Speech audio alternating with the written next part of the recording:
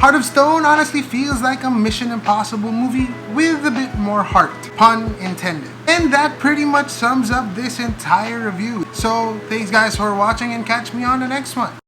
I'm just kidding, but we're gonna dissect that statement a bit further for this video. But let's get two things out of the way that I wanna just share before diving into the review itself first. Number one is I'd like to thank those who invited us to the special screening of Heart of Stone over at BGC. It was such an amazing experience. It was immersive. Right after the screening, we were able to take photos and videos as well in this area with like interactive set pieces and whatnot. It was really cool.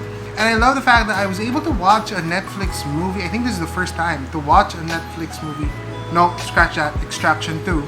But I love it, watching a Netflix movie on the big screen. And an action-packed film like this is definitely worth it. So thanks for the experience. Now the other thing I want to say is this will be, as much as possible, I will try my best to make this free from spoilers, but there may be a couple of things that I will discuss that might tend to be a bit spoilery, so you have been warned. This is the first time I'm actually saying this, so proceed with caution. So let's dive into that statement. Why is it first and foremost a Mission Impossible-like movie? And this is probably one of the biggest downsides that I had for this movie. It's familiarity. I actually was expecting this film to be somewhere along the lines of yung mga Extraction 2 or Extraction and The Gray Man, which I was hoping na hindi siya parang ganon. As I was getting further and further into the rabbit hole, is that it did feel like Mission Impossible more than anything else. Number one, the scoring feels very Mission Impossible-esque. It feels like it's that thrilling instrumental vibe. Definitely sounds very familiar or similar. The more I watched it as well, Heart of Stone started feeling like specifically Fallout.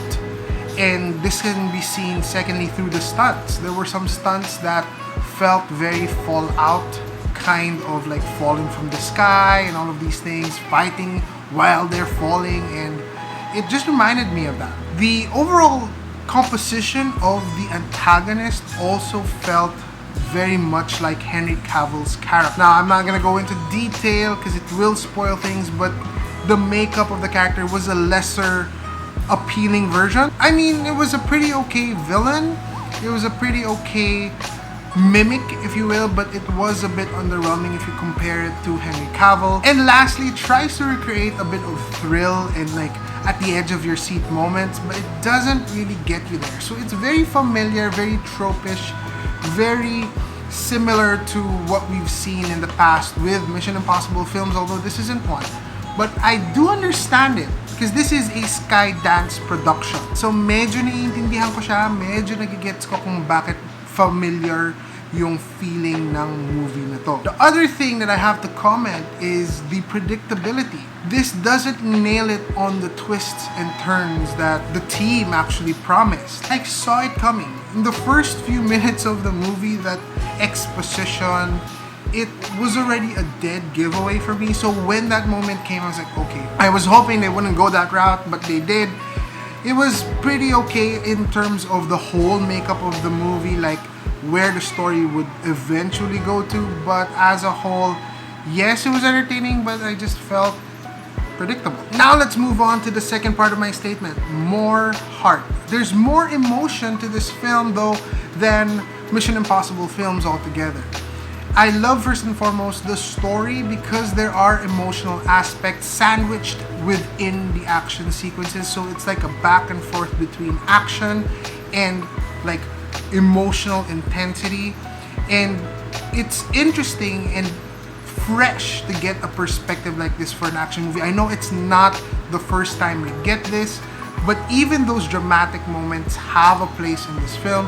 It doesn't go all out or full circle. There are still things that weren't fully there, but it was good enough for me to really enjoy the entire premise of this movie. The characters, especially the ensemble cast, really worked. I love how they were able to create characters that were very relatable and that in an instant you'd connect to.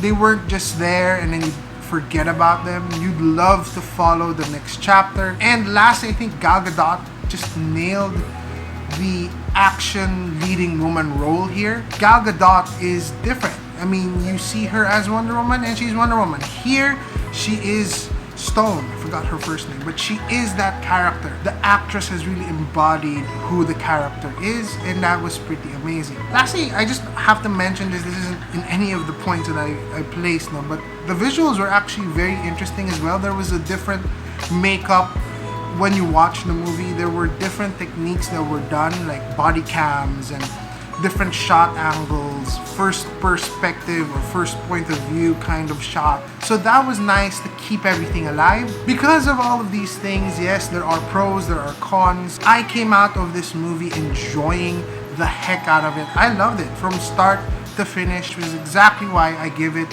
a solid 8 out of 10. Heart of Stone actually drops on Netflix today, as I hopefully drop this video as well. I do feel like you will overall enjoy the experience of Heart of Stone. So that's pretty much it for this video. Thanks guys for watching. As always, don't forget to make every day into an adventure.